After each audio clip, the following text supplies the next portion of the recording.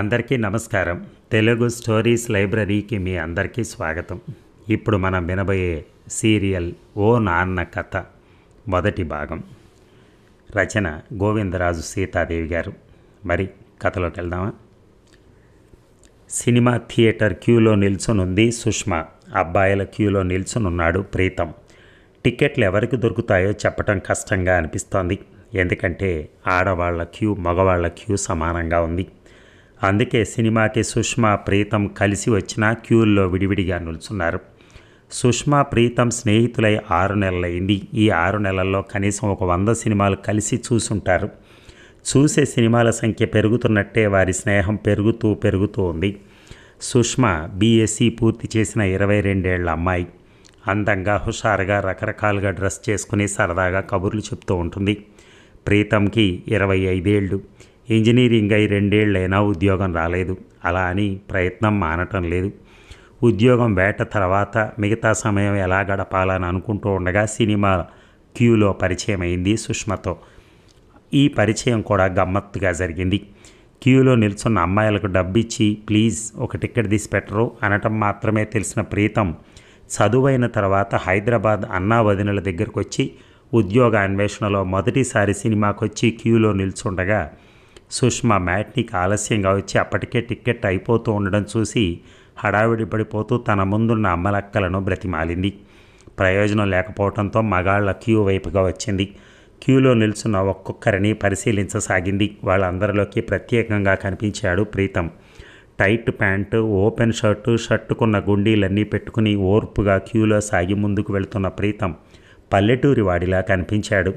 అంతే అతని దగ్గరగా వెళ్ళి అడిగింది, నాకు 2 టిక్కెట్లు తీసి పెట్టండి ప్లీజ్. సుష్మా ఇంగ్లీష్లో అడగటంతో ప్రీతం కాస్త కంగారు పడిపోయాడు. తర్వాత గర్వంగా అమ్మాయి చేతిలో ఉన్న డబ్బు తీసుకున్నాడు. సరిగ్గా 3 టిక్కెట్లు తీసుకున్నాడు. అంతే, టిక్కెట్లు అయిపోయాయని కౌంటర్ మూసేశాడు టిక్కెట్లు ఇచ్చే అతను. ఎంతో అదృష్టం, ఇవాళ బయలుదేరిన వేళ మంచిది అంటూ ప్రీతం చేతిలోని టిక్కెట్లు లాగేసుకున్నట్టుగా తీసుకుని గేటు వైపు స్నేహితురాలతో పరిగెడుతున్న సుష్మా వంట తను పరుగు తీశాడు. ఏమండి ఏమిటి? మళ్ళీ వెనక్కి తిరిగి చూసింది. మరే అవతల సినిమా ప్రారంభమైంది, ఏమిటో త్వరగా చెప్పండి. మీరు ఇంకా నాకేమైనా చిల్లరివ్వాలా? కాదు. అయితే నేనివ్వాలా? అక్కర్లేదనుకుంటాను. ఇవ్వక్కర్లేదు కానీ మరి ఏమిటి? విసుగ్గా చూస్తున్న సుష్మతో స్నేహితురాలంది. టిక్కెట్ తీసి ఇచ్చినందుకు థ్యాంక్స్ అన్నా చెప్పవే. అందుకోసం వెంటబడ్డాడంటావా? చీచి, అతనికి వినిపిస్తోంది నీ మాట. నీకు బొత్తిగా బుద్ధి లేదు. ఇంతకీ అతను చెప్పేదేమిటో అర్థమై చావట్లేదు. మెల్లగా అడగవే అంటూనే స్నేహితురాలు చేయి విసిరి కొట్టి ఇటు తిరిగి అంది. మీ ఊరు? మా ఊరా అండి? మా ఊరు బందరు. మీ మొహాన్ని చూడగానే అనుకున్నాను అని మనసులో అనుకుని అంది. హైదరాబాద్ చూడాలని వచ్చారా? కాదు, ఉండాలని వచ్చాను కానీ అంటూ సుష్మ చేతి వైపు చూడసాగాడు. సుష్మకి కోపం వచ్చేసింది. విసురుగా లోపలికి పోబోతూ ఉంటే ప్రీతం, ఏమండి నా టిక్కెట్ అన్నాడు. నా పేరు సుష్మా. మీ టికెట్ నా దగ్గర ఉందా? మీ చేతిలో. ఓ సారీ, చూడలేదు. పోండి గేట్లో నిల్చుని ఏమిటి కబుర్లు? గేట్ అతను లోపలికి నెట్టంత పనిచేశాడు. వెనక వాళ్ళు తోసుకుని ముందుకు వస్తుంటే సుష్మా స్నేహితురాలు విమలా ప్రీతం లోపలికి వచ్చారు. 3 వరుసగా ఉన్నాయి నెంబర్లు. పక్కపక్కన కూర్చోక తప్పలేదు. కాసేపు ముగ్గురు ఇబ్బందిగా ఫీల్ అయ్యారు. తర్వాత సినిమా ప్రారంభమైంది. అమ్మయ్య అనుకుంది సుష్మా. అలా ప్రారంభమైన వారిద్దరి పరిచయం గమ్మత్తుగా పెరిగింది సినిమా హాల్లో కలుసుకోవడంతోనే. ఆ పరిచయం తర్వాత కాఫీ హోటల్స్కి, బిర్లా మందిర్కి, పబ్లిక్ గార్డెన్స్కి ఇలా సాగిపోతూ ఉంది. ఈరోజు అలాగే సినిమాకి వచ్చారు. సుష్మ టిక్కెట్ సంపాదించింది. అమ్మయ్య, ప్రీతం సుష్మ దగ్గరగా వచ్చేశాడు. ఇద్దరు మేడమెట్లెక్కి వెళ్ళి సీట్ నెంబర్లు చూసుకుని కూర్చున్నారు. సరిగ్గా వారిద్దరి పక్కన 2 వృద్ధులు కూర్చున్నారు. వీరిద్దరూ ఇలా సినిమాలకు వచ్చినప్పుడు తరచుగా కనిపిస్తూ పరిచయం అయ్యారు. అందులో ఒక ఆయన లావుగా పొడుగ్గా ఉండే ఆయన పేరు వెంకట్రావు. తెల్లగా సన్నగా పొట్టిగా ఉండే ఆయన పేరు సుబ్బారావు. ఆ ఇద్దరిని చూస్తూనే నవ్వుతూ పలకరించారు. హలో సుష్మా, బాగున్నావమ్మా? బాగున్నాను తాతగారు. ప్రీతం నీకు ఉద్యోగం దొరికిందా? సుబ్బారావు గారు పలకరించారు. ఇంకా లేదండి. సుష్మా ముఖం చిట్లించింది. ఇక్కడ ఈ గోలేనా?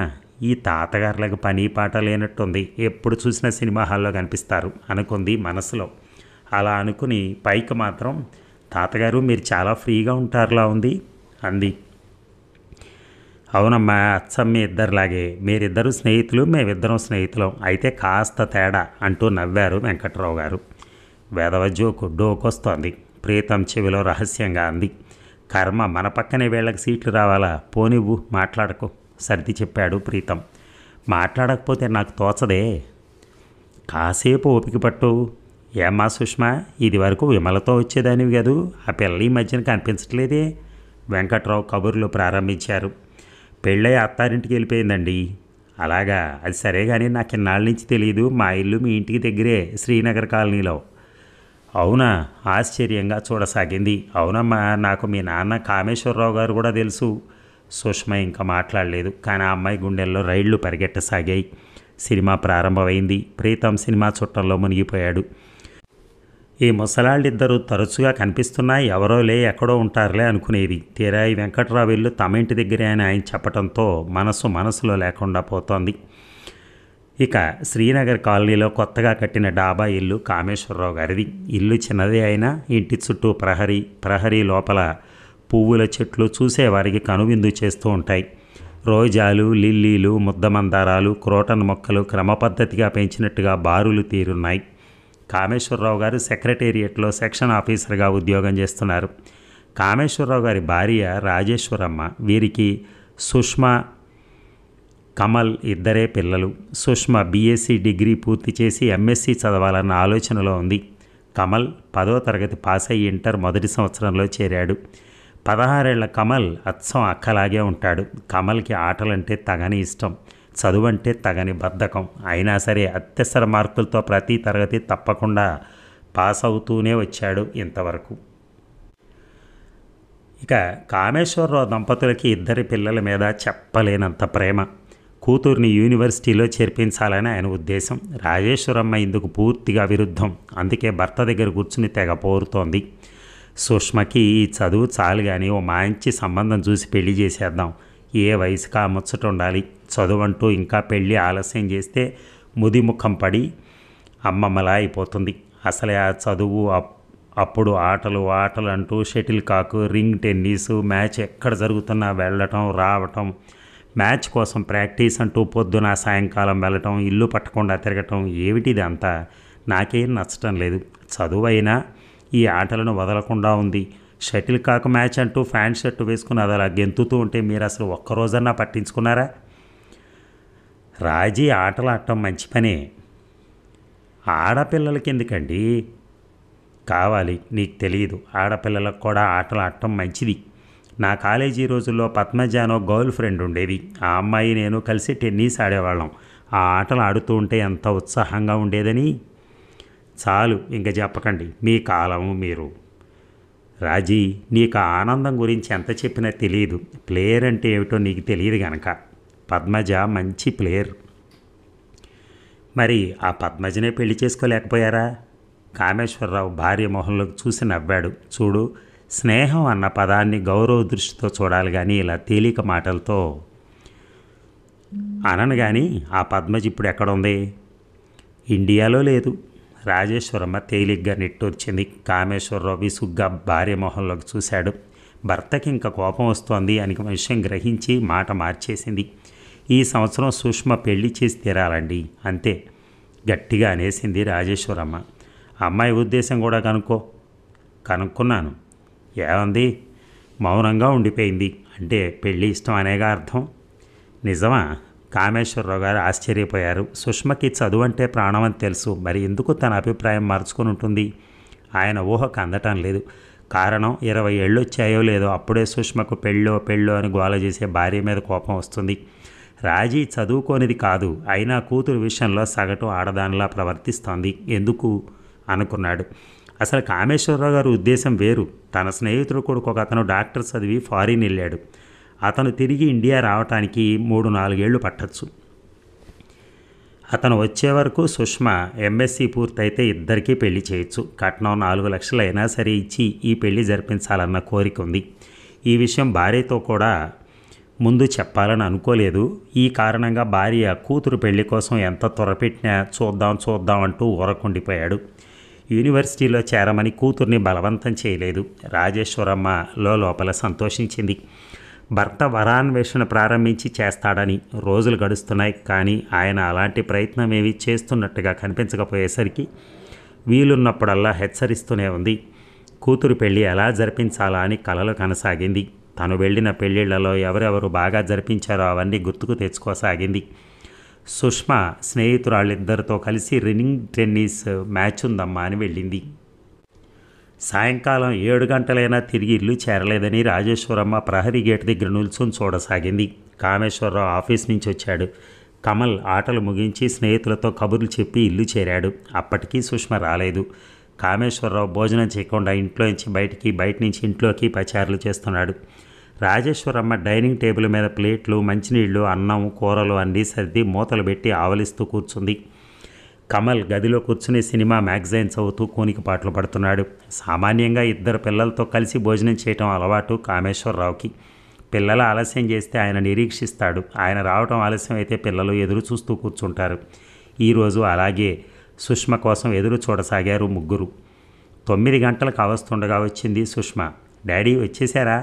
చూడండి, వాళ్ళ ఫైనల్స్లో విన్నర్గా గెలిచాను, ఇదిగో ప్రైజ్ అంటున్న మాటలు డైనింగ్ టేబుల్ దగ్గర కూర్చున్న రాజేశ్వరమ్మకు వినిపించింది. 20 ఏళ్ళు నిండిన ఆడపిల్లేనా ఇది? 1:09 దాటిందని ఇప్పటివరకు తన కోసం ముగ్గురం అలవాటించిపోతూ ఎదురు చూస్తున్నామన్న స్పృహ ఉందా దానికి? ఏం ఆడపిల్లరా నాయన, అది ఆడపిల్ల కాదు, మగరాయుడు. పళ్ళు కొరుక్కుంటూ అరిచింది. వడ్డిస్తున్నాను, భోజనానికి రండి. అంతే, హాలు నిశ్శబ్దమైపోయింది. ఇక ప్రీతం అన్నగారి పేరు హనుమంతరావు. ఓ కంపెనీలో గుమస్తాగా పనిచేస్తున్నాడు. ఆయన భార్య అనసూయ కాపురానికి వచ్చి 5 ఏళ్ళైనా ఇంకా పిల్లలు లేరు. బందర్లో తల్లిదండ్రుల దగ్గర నుంచి ఉద్యోగం కోసం వచ్చిన మరిదిని అభిమానంగా చూసుకుంటోంది అనసూయ. ప్రీతంకి అన్నగారి దగ్గర కంటే వదిన గారి దగ్గరే చనువు ఎక్కువ. హనుమంతరావుకి పేకాట పిచ్చి. కంపెనీ నుంచి రాగానే కాఫీ తాగుతూ ఉండగానే స్నేహితులు వచ్చేస్తారు. అంతే, ఆయన వెళ్ళి ఆటలో కూర్చుంటాడు. రాత్రి 9ంటికి కానీ వాళ్ళకి టైం తెలియదు. 9 కాగానే అనసూయ అలారం టైం పీస్కి కీ ఇచ్చి వదులుతుంది. ఆ మోతకి ప్రపంచంలోకి వస్తారు నలుగురు. అంతే, చప్పున లేచి వెళ్ళబోతూ లాభ నష్టాలు లెక్కించుకుంటూనే మర్నాడు ఏ టైంకి రావాలన్నది ఖరారు చేసుకుని మరీ వెళ్తారు. అన్నగారి ఇంట్లో ఉన్నంతసేపు వీధుల్లో తిరుగుతూ ఉంటాడు ప్రీతం. అన్నగారి మాట తీరు నచ్చదు. అందుకే ఊరి మీద బలాదూరు తిరుగుళ్ళు అని అనసూయకు తెలుసు. ఆదివారం వచ్చిందంటే టైంకి భోజనాలు ఉండవు ఇంట్లో. హనుమంతరావు పేకాట ముందు నుంచి లేస్తేగా. ఆదివారం త్వరగా భోజనం చేసి అన్నగారు కావాలని మోజుపడి కొనుక్కున్న సెకండ్ హ్యాండ్ స్కూటర్ తాళం చెవి వదిన గారిని బతివులాడి తీసుకుని ఇంట్లోంచి బయటపడ్డాడు ప్రీతం. సుష్మా వాళ్ళింటికి కాస్త దూరంలో నిల్చున్నాడు. క్రితం రోజునే చెప్పాడు ఈ సమయానికి వస్తానని. అయినా సుష్మ రాలేదు. చెప్పిన టైంకి అర్ధగంటన్నా చెయ్యిందే రాదు. ఎప్పుడూ ఈరోజు అంతే. వైట్ టెరీ ప్యాంటు, పెద్ద పెద్ద చెక్స్ ఉన్న షర్ట్ వేసుకుని హ్యాండ్ బ్యాగ్ ఊగిస్తూ హై హీల్స్ చప్పుడు చేస్తూ వచ్చింది. పొడుగాటి జడని మడిచి కట్టుకుంది. మెడలో ఒక చైన్ తప్ప మరే ఆభరణాలు లేవు. ఎడం చేతికి వాచి ఉంది. సుష్మ డ్రెస్సును చూడకుండా ఎడం చేయి లాగి గడియారంలో టైం చూస్తూ విసుగ్గా అన్నాడు, ఇంత లేటా? నీకెప్పుడు టైం గొడవే కానీ ఈ షర్టు బాగుందా? అవన్నీ తర్వాత కానీ పోదాం పద. స్కూటర్ ఎక్కాడు ప్రీతం. అతని వెనక కూర్చుంది. స్కూటర్ స్పీడ్గా పోనిస్తూ ఉన్నాడు. ఇప్పుడు చెప్పు, ఎందుకు ఆలస్యం అయింది? ఆ అమ్మాయి ఎందుకో నేను బయటికి రావడానికి ఇష్టపడటం లేదు. ఆవిడని నమ్మించడానికి 1000 అబద్ధాలు ఆడాల్సి వస్తుంది. ఏం చేయను? కాలేజీలో చదివే రోజుల్లో ఎంతో స్వేచ్ఛగా ఉండేది. అప్పుడు మనకు పరిచయం ఉన్న హాయిగా తిరిగేవాళ్ళం కదూ. అప్పుడు నువ్వు ఎక్కడున్నావు? బందర్ అబ్బాయివి. నిజం కదూ, మర్చిపోయాను. ప్రీతం, ఇంకా కొన్నాళ్ళు నీకు ఉద్యోగం రాకూడదని దేవుడికి మొక్కుకుంటున్నాను. బాలేదానివి, ఆ పని చేయకు. ఇక్కడ ఇంకా కొన్నాళ్ళు ఖాళీగా ఉన్నానంటే మా అన్నయ్య ఇంట్లోంచి వెళ్ళగొట్టేస్తాడు. అంత కఠినుడా ప్రీతం మీ అన్నయ్య? కాదు కానీ కటువుగా మాట్లాడి ఎదుటివారి మనసును నొప్పిస్తాడు. మీ వదిన ఎలాంటిది? అమ్మ లాంటిది. నిజం అయితే నాకు ఒకసారి చూపవా? తప్పక చూపిస్తాను. ఎప్పుడు? సమయం చూసి. బొంగమూతి పెట్టింది సుష్మ. ప్రీతం నడుం చుట్టూ చేయి వేసి వీపు మీద మెల్లగా ఎడం చేత్తో చరుస్తూ అంది, ప్రీతం, నీ పేరు అంటే నాకు చాలా చాలా ఇష్టం. ఇంతకీ ఈ పేరు నీకెవరు పెట్టారు? నేనే పెట్టుకున్నాను. ఎప్పుడు? ఇంటర్లో ఉండగా. అయితే అంత క్రితం నీ పేరేమిటి? సుబ్రహ్మణ్యం, అందరూ సుబ్బు దిబ్బు అని పిలిచేవాళ్ళు. సుష్మ కిసుక్కున నవ్వింది. కానీ తర్వాత ప్రీతం బాధపడతాడేమో అని భయపడింది. అతను బాధపడినట్టు లేడు. సుష్మ, ఇప్పటికీ మా అన్నయ్య, అమ్మ, నాన్న నన్ను సుబ్బు అని పిలుస్తారు. మా బంధువర్గంలో అందరి చేత సుబ్బు అనటం మాన్పగలిగాను. కానీ వీళ్ల చేత మాన్చడం నా తరం కావట్లేదు. పోనీద్దు, ఆ విషయం వదిలి. ఓకే, అలాగే. ప్రీతం స్కూటర్ సందు మలుపు తిరుగుతూ హారన్ వేస్తూ పోనిచ్చాడు. ఒక ముసలాయన స్కూటర్ హారన్ వినిపించుకోకుండా అడ్డం వచ్చాడు. ప్రీతం సడన్ బ్రేక్ వేశాడు. ఆయన తన మీదకి స్కూటర్ వచ్చేసినంత గాబరా పడిపోయి బిగ్గరగా అరిచాడు. చేతికర్ర దూరంగా పడింది. కళ్ళజోడు ముక్కు చివరకు జారిపోయింది.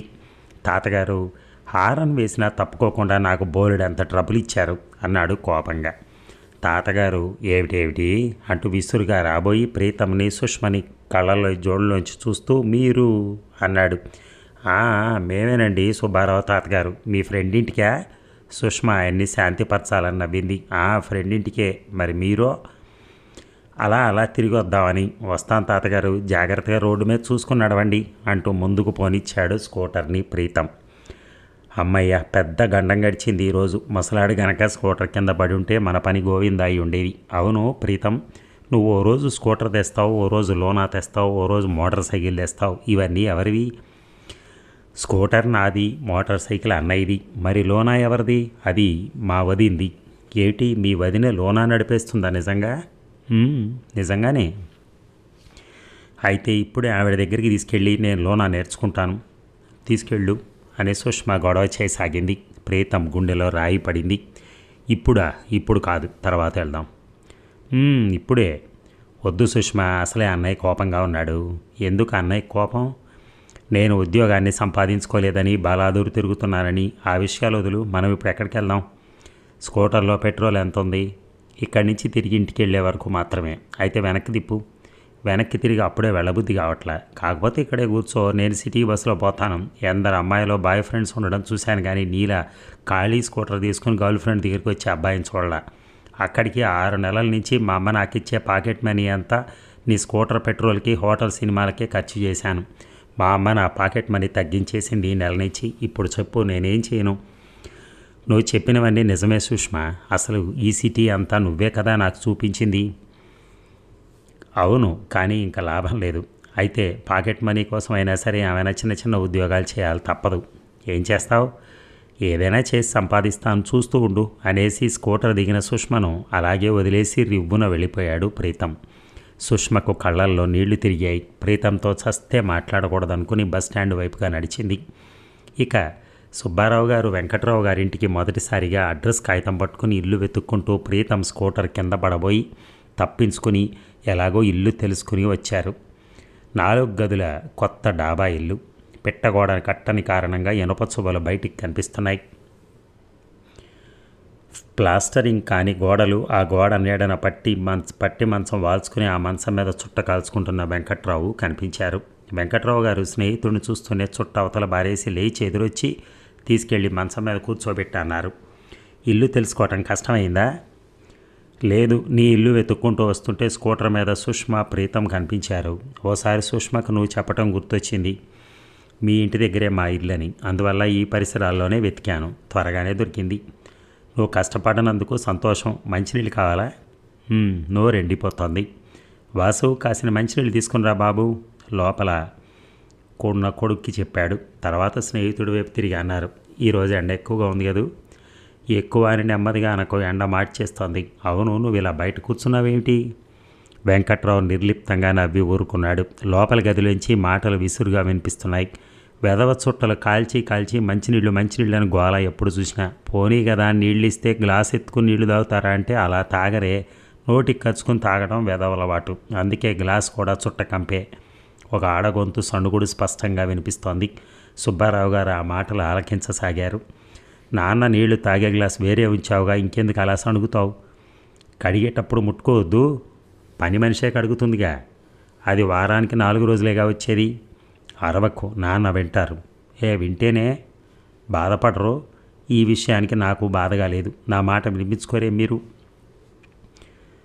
అబ్బబ్బా, వెదవగోల చేయకు. ముందు నాన్నకు మంచినీళ్ళు తీసుకునిరా. అన్నట్టు మరిచాను, నాన్న ఫ్రెండ్ మరొక ఆయన వచ్చారు. 2 గ్లాసులతో తీసుకునిరా. చస్తే తేను. మీ నాన్న తాగే గ్లాసులోనే ఒకరి తర్వాత ఒకరికి ఇవ్వండి. రాజ్యం నోరు మూసుకో. అవతల ఎండలో పెద్ద ఆయన వచ్చి కూర్చుంటే. మాటలు ఆగిపోయాయి. సుబ్బారావు గారు అంతా విని స్నేహితుడి వైపు చూశారు. ఏమిటది? ఏముంది, కొడుకు కోడలు అంతే.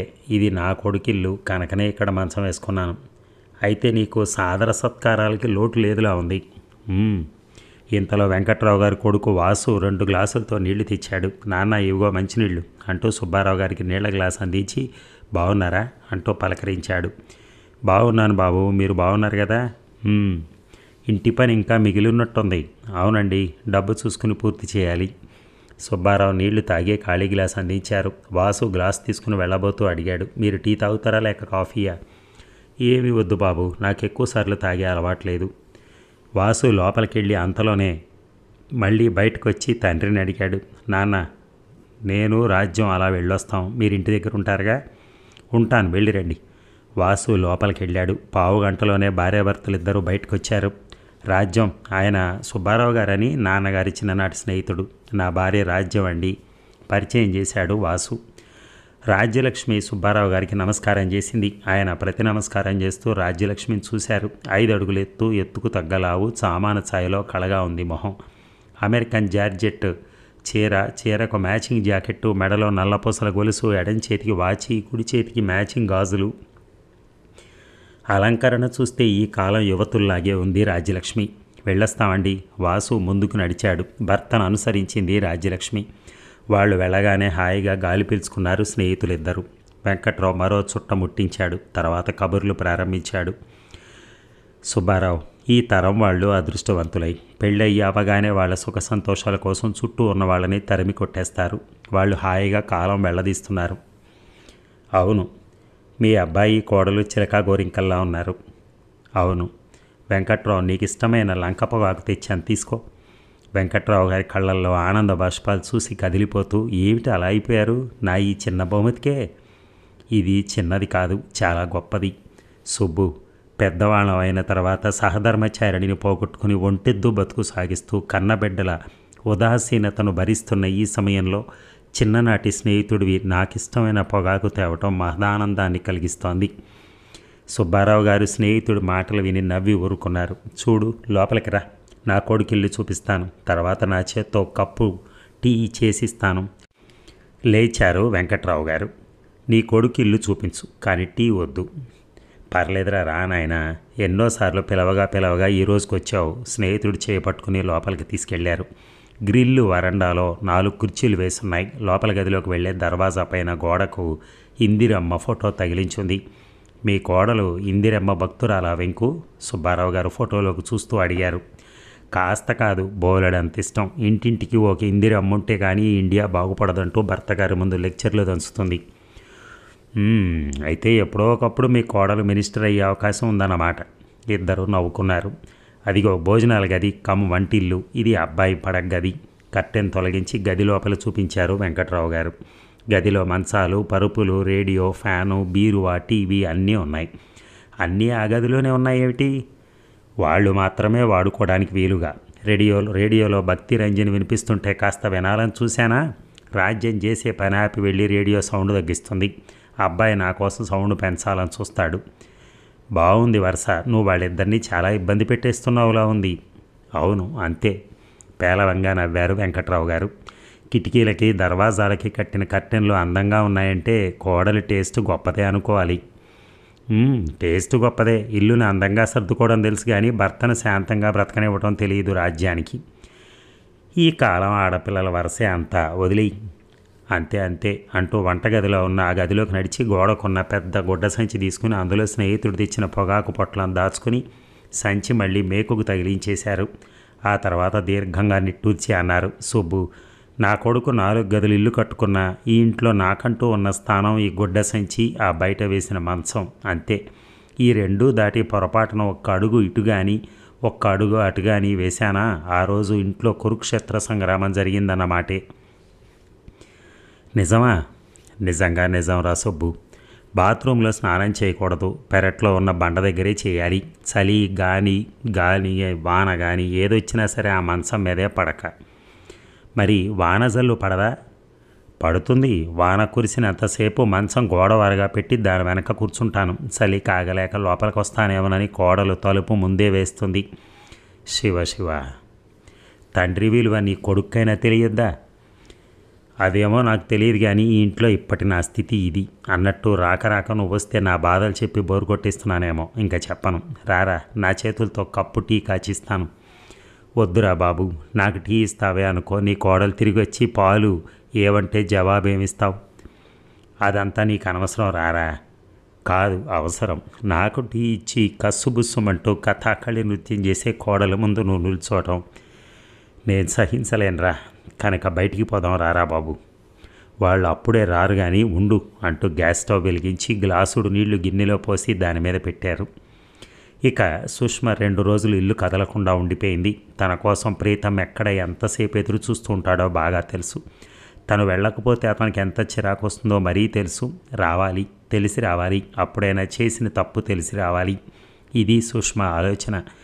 ఆలోచన అయితే బాగానే ఉంది కానీ ఇంట్లో ఇలా ఉండటం బోరుగా ఉంది. ఇదంతా గమనిస్తున్న రాజేశ్వరమ్మ అడిగింది, ఈ అమ్మ ఏమిటి సంగతి, ఇల్లు కదలటం లేదు? ఏం లేదమ్మా, వెళ్ళాలి ఒక ఫ్రెండ్ దగ్గరికి. నేను అడగటంలో ఉద్దేశం నేను ఇంట్లోంచి వెళ్ళమని కాదు, ఉండమని. ఇంట్లో ఉంటే ఉద్యోగ ప్రయత్నం ఎలా సాగుతుందమ్మా? నువ్వేగా ఉద్యోగం చూసుకోమన్నావు. అన్నాను, నిజమే, నువ్వు చేస్తున్నది ఉద్యోగ ప్రయత్నమే అంటావు.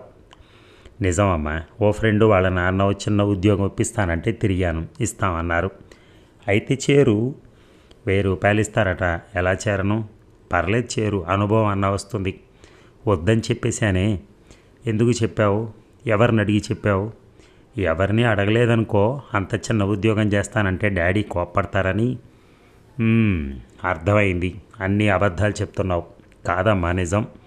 చూడు బేబీ, అబద్ధాలు ఆడితే ఆడపిల్లలు పుడతారు తెలుసా?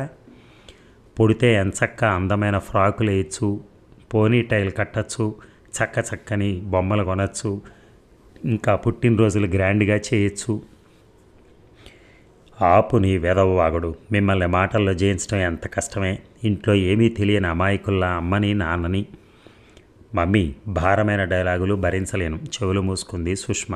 రాజేశ్వరమ్మకు చికాకొచ్చి అక్కడి నుంచి లేచిపోయింది. సుష్మకేమీ తోచట్లేదు.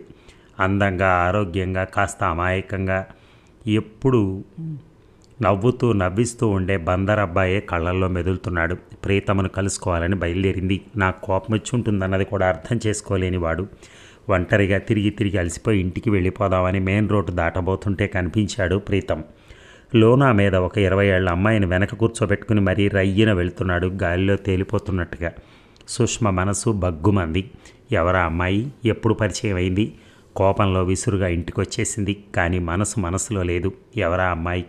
ఇదే ఆలోచన. ఇక సుబ్బారావు గారు కాస్త ఖాళీ ఉన్నప్పుడల్లా వెంకట్రావు గారింటికి వస్తున్నారు. స్నేహితులు ఇద్దరూ కలిసి దేవాలయానికి వెళ్ళి అక్కడ వీస్తున్న చల్లగాలి పీలుస్తూ కబుర్లు చెప్పుకుంటూ కూర్చోవటం అలవాటుగా మారింది. వారానికి ఒకసారైనా ఆయన వస్తూ ఉంటారు. ఈరోజు అలాగే వచ్చారు. ఇద్దరూ కలిసి దేవాలయానికి వెళ్ళారు. దేవుణ్ణి దర్శనం చేసుకుని వచ్చి కూర్చున్నారు.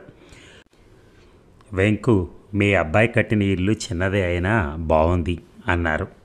బాగానే ఉంది, కానీ సుబ్బారావు ఆ ఇల్లు కట్టేటప్పుడు నేను ఎంత కష్టపడ్డానో తెలుసా? నా కొడుకు ఇల్లు నా ఇల్లే అనుకున్నాను. ఓ కూలీవాడు తగ్గినా చాలని మేస్త్రికి ఇటుకలు సున్నం నేను అందించాను. అలాంటి కష్టం అలవాటు లేక రాత్రి అయ్యేసరికి ఒళ్ళు పులిసిపోయి జ్వరం వచ్చినట్టుండేది. చేతులు పుళ్ళు పడేవి. అయినా ఒక్కరోజు బాధపడలేదు. ఎందుకో తెలుసా? ఆ ఇంట్లో నాకు చోటు ఉంటుంది అని. నాకు ఉద్యోగ విరమణ సమయంలో వచ్చిన డబ్బంతా ఈ ఇంటికి ఇచ్చేశాను. ఇల్లు పూర్తయ్యేంతవరకు నా డబ్బు వాళ్ళ చేతిలో పడే వరకు బాగానే చూశారు. తర్వాత ఇల్లు వాళ్ళ కష్టార్జితం అన్నట్టుగా నాకు ఆ ఇంట్లో స్థానం లేనట్టుగా వాళ్ళ ప్రవర్తన వల్ల తెలిసిపోతోంది. ఇప్పుడు ఏం చేయను? ఒక్కగానొక్క కొడుకు. వాడు 6 ఏళ్ల వాడుగా ఉండగా నా భార్య పోయింది. అప్పటి నుంచి గుండెల మీద ఆడిస్తూ పెంచాను, చదివించాను, ఉద్యోగం ఇప్పించుకున్నాను, పెళ్లి చేశాను. కానీ కట్నం తీసుకోకుండా మరీ పెళ్లి చేయించాను. కానీ నాకు జరుగుతున్నది ఏమిటి? వెంకట్రావు గారి గొంతు బొంగురుపోయింది. వెంకు ఓదార్చడం తప్ప నేనేం చేయగలనోయ్? మర్చిపోరా కాసేపన్నా బాధలని. అదే చేస్తూ బ్రతుకుతున్నాను. ఇంటికి పోదామా అని లేస్తూ ఉండగా సుష్మ ఒక్కరితే నీరసంగా అడుగులు వేస్తూ రావటం చూశారు. హలో సుష్మ, పలకరించారు సుబ్బారావు గారు. హలో, బాగున్నారా అంటూ వచ్చి వాళ్ళ పక్కన కూర్చుండిపోయింది. ఏమ్మా ఒక్కదానివే వచ్చావు? సుష్మ జవాబు ఇవ్వలేదు. ప్రీతం ఏమయ్యాడు? తెలియదు. అబద్ధం, నీకు తెలియకుండా అతను ఎక్కడికి వెళ్ళలేడు. అవును, ఇంతకీ ఒట్టి స్నేహమేనా లేక శుభలేఖిస్తారా? సుష్మ నిర్లిప్తంగా నవ్వింది. బహుశా అతని కోసం నిరీక్షణ కావచ్చు. పదరా వెంకు, మనం పోదాం, సుబ్బారావు గారు అనడంతో వెంకట్రావు గారు లేచారు. కిందకొస్తూ ఉండగా ప్రీతం మెట్ల కింద లోన లాక్ చేసి మెట్లెక్కి రావడం చూశారు. హలో తాతగారులు, బాగున్నారా అంటూనే పైకి పోతున్న అతన్ని షర్టు పట్టుకుని ఆపి అడిగారు. మా ఇద్దరిని ఒకేసారి పలకరించి ఆక్కుండా పోతున్నావు, ఎవరి కోసమయ్యా? దేవుడు దర్శనం చేసుకోవడానికండి. అంతేనా? సుష్మ కోసం కాదా? సుష్మ కోసం కూడా. చెప్పండి, సుష్మ పైనుందా? ఉంది, కానీ అదోలా ఉంది. ఎందుకు ఉందా? అమ్మయ్య, వెతకలేక చేస్తున్నాను. అవును, ఈరోజు అదోలానే ఉందా? అర్థమై చావట్లేదు. మీకేమైనా తెలుసా? బాగుంది ప్రీతం నీ వరస. ఆ పిల్ల మనసులోని ఉద్దేశం మాకెలా తెలుస్తుంది? వెళ్ళి తెలుసుకోవాల్సిన విధంగా తెలుసుకో. అవును, కానీ తెలుసుకోవటం ఎలాగో తెలియటం లేదు తాతగారు. ఏమనుకుంటున్నారు? త్యాగరాజు కీర్తన పాడి హాల్లో అందరి చేత చప్పట్లు కొట్టించుకోవటం, కాలర్ ఎగరేయటం అనుకున్నావా నాయన? ఇది ప్రేమ, ఇదొక సముద్రం. దాన్ని ఈదుకుంటూ వెళ్ళగా వెళ్ళగా ఆయన ఇంకా అక్కడ ప్రీతం ఉన్నాడే అనుకుని మాట్లాడుతూ ఉంటే సుబ్బారావు గారు వెంకట్రావు వీపు మీద చిన్నగా కొట్టి చేత్తో సైగ చేశారు. వెంకట్రావు గారు అప్పుడు తలెత్తి చూశారు పై మెట్టు మీదకి వెళ్ళిపోయిన ప్రీతంని. మనం ఇంటికి పోదాం. ఇద్దరు మెట్లన్నీ దిగి కిందకు వచ్చేశారు. వెంకు, వెళ్ళొస్తాను సుబ్బారావు గారు అన్నారు. మళ్ళీ ఎప్పుడొస్తావు? చెప్పలేను. సుబ్బు, నీ కొడుకు కోడలు నిన్ను బాగా చూస్తారా? 8:00 అయింది. ఈరోజు కబుర్లు చాలు. నువ్వు అడిగిన ప్రశ్నకు జవాబు ఈసారి వచ్చినప్పుడు చెప్తాను. వస్తాను. సుబ్బారావు గారు గబగబా అడుగులేస్తూ రోడ్డు మీద ఖాళీగా పోతున్న రిక్షాను ఆపి తన ఇంటి అడ్రస్ చెప్పి ఎక్కి కూర్చున్నారు. రిక్షా వేగంగా పోనిస్తున్నాడు. రిక్షా నడిపే అతను మధ్య మధ్య తనకు అడ్డం వస్తున్న వారిని బెల్ కొట్టి తప్పుకొని ఇలా చూసుకుంటున్నాడు. రిక్షాలో కూర్చున్న సుబ్బారావు గారి ఆలోచనలు స్నేహితుడు వెంకట్రావు మీద ఉన్నాయి. వెంకు చిన్నప్పుడు ఎంత హుషారుగా ఉండేవాడు. ఆటల్లో అన్నీ ఫస్ట్ ప్రైజ్లే, చదువులోనూ అందరికంటే ముందే ఉండేవాడు. అలాంటి వెంకట్రావు పెళ్ళయ్యి ఆ భార్య పోయి ఉన్న ఒక్క కొడుకు సరిగా చూడక ఉద్యోగం నుంచి రిటైర్ అయిపోయి ఎంతలా మారిపోయాడో. జీవితంలో ఎన్ని రకాల అనుభవాలు ఎదుర్కోవాలో జాలితో నిండిపోయింది మనస్సు సుబ్బారావు గారికి. రిక్షా లాగే ముసలి అతన్ని చూస్తే మరీ జాలి వేస్తోంది. అబ్బే, నీకెవరూ లేరా? ఇంత ముసలాడివైనా ఇంకా కష్టపడాలా నాయనా అని అడిగాడు. ముసలాడిని అయితే మాత్రం ఆకలిపోతుందా అయ్యా? నిజమే అనుకో. నీకు పిల్లలు లేరా? ఉన్నారు. ఉంటే మాత్రమే వాళ్ళకి పెళ్ళాం పిల్లలు ఉండారు. వాళ్ళు సంపాదించేది వాళ్ళ కాపురాలకే సరిపోక అర్ధాకలితో బతుకుతున్నారు. వాళ్లతో పాటు నువ్వును. అది వెనకటి కాలంలో బాబు. కొడుకుల్ని కన్నాం పెంచాం అంటూ వాళ్ళ దగ్గర చేరితే తిని పెంకుడే గతి. వద్దు బాబు, వద్దు. రెక్కల్లో సత్తు ఉన్నంతవరకు నా జీవితం నాదే. ఆ తర్వాత అంటారా ఆ పైన దేవుడే ఉన్నాడు. ఇంతకీ మీకు కొడుకులు ఉన్నారా బాబు? ఉన్నాడు, ఒక్కగాను కొడుకు. భార్య లేదు, చచ్చిపోయిందా? సుబ్బారావు జవాబు చెప్పకుండా రిక్షా ఆపు, మా ఇల్లు వచ్చేసింది అని కూలీ ఇచ్చేసి వెళ్ళిపోయాడు. రిక్షావాడు వెనక్కి తిరిగి ఖాళీ రిక్షా తొడుక్కుంటూ చెమట పట్టిన చేతులను తుడుచుకుంటూ మళ్ళీ కూలీ కోసం చూస్తూ 4 రోడ్ల కూడల దగ్గర ఆగాడు. అంతవరకు సంపాదించిన డబ్బులు తీసి లెక్క చూసుకున్నాడు. రిక్షా అద్దెపోను మిగిలింది 20 రూపాయలు. ఆ 2 బజారుకి పట్టుకెడితే సరుకులు ఏమొస్తాయి? లాభం లేదు. అప్పుడే ఇంటికి వెళ్ళకూడదు అనుకున్నాడు. వేడి టీ అయినా తాగాలని ప్రాణం పీకుతోంది. ఎదవ జీవితం ఎప్పుడూ ఇంతేగా పోనీ అనుకుని టీ కోసం వెళ్ళాడు. ఇక తెల్లవారింది. 7 గంటలు కావస్తోంది. రాజేశ్వరమ్మ వంటగదిలో సణుగుతూ కాఫీ కలుపుతోంది. కామేశ్వరరావు గారు ముఖం కడుక్కొని కాఫీ కోసం వంటగదిలోకి వచ్చాడు. 7 గంటలైనా మీ ముద్దుల కూతురు నిద్ర లేవలేదు చూసారా? కాఫీ కప్ అందిస్తూ అంది. మొదలెట్టావు సుప్రభాతం. సుష్మ లేవలేదు సరే, మరి నీ గారాల బాబు లేచాడా? వాడు అక్కకు డీటోనేగా, వంతులు వేసుకొని నిద్రపోతున్నారు. ఎన్నో రాత్రులు నిద్రలేని వాళ్ళలాగా కటువుగా అంటున్న భార్య వైపు నవ్వుతూ చూశాడు కామేశ్వరరావు. వాళ్ళు అలా క్రమ పద్ధతి లేకుండా పెరుగుతుంటే మీకు నవ్వేలా వస్తుందో నాకు అర్థమై చావట్లేదు. చూడు, పిల్లలు ఈ వయసులోనేగా నిశ్చింతగా బ్రతికేది. పెద్దయిన కొద్దీ ఏవేవో బాధలేగా. ఇంతకీ క్రమ పద్ధతి అంటూ ఏదో అన్నావు, అసలు విషయం ఏమిటి? సుష్మకు స్నేహితులు ఎక్కువ అయ్యారు. అందులోనూ బాయ్ ఫ్రెండ్స్. అతనితో కలిసి స్కూటర్ ఎక్కి తిరుగుతోందట. అవునా? ఈ విషయం ఎవరు చెప్పారు నీకు? ఇరుగు పొరుగు. వాళ్ళ మాట నమ్మకు. మీరు అలా అనకండి, నిన్న కమల్ కూడా గుళ్ళో చూశాట. అవునా? అయితే ఆ కుర్రాడెవరో తెలుసుకుందాం, వాళ్ళ స్నేహం ఏమిటో ఎంతవరకు వచ్చిందో కనుక్కుందాం. మీరు ఇలా అంటూ కాలయాపన చేయండి, ఈ లోపల కొంపలు అంటుకుపోతాయి. ఆగు సుష్మా, నిద్రపోవట్లేదు, మన మాటలు వింటోంది, తర్వాత మాట్లాడదాం కానీ స్నానానికి నీళ్లు పెట్టు. కామేశ్వరరావు కాఫీ కప్పు తాగి భార్యకిచ్చి తన గదిలోకి వెళ్ళిపోయాడు. సుష్మ నిద్ర లేచింది, ముఖం కడిగింది, కాఫీ తాగింది. తమ్ముడు లేవలేదని రెండు చరిచింది. కమల్ చెయ్యమంటూ లేచి కూర్చున్నాడు. సుష్మ సినిమా పత్రిక తీసుకుని వరండాలో కూర్చుంది. పక్కన ట్రాన్సిస్టరు, చేతిలో సినిమా పుస్తకం. అది చూసి రాజేశ్వరమ్మ మండిపోయింది. కామేశ్వరరావు ఆఫీస్కి వెళ్ళే ప్రయత్నంలో ఏవో కాగితాలు చూసుకుంటూ ఉంటే అక్కడికి వచ్చింది. వంట అయిందా? అయితే వడ్డించు, ఈరోజు త్వరగా వెళ్ళాలి.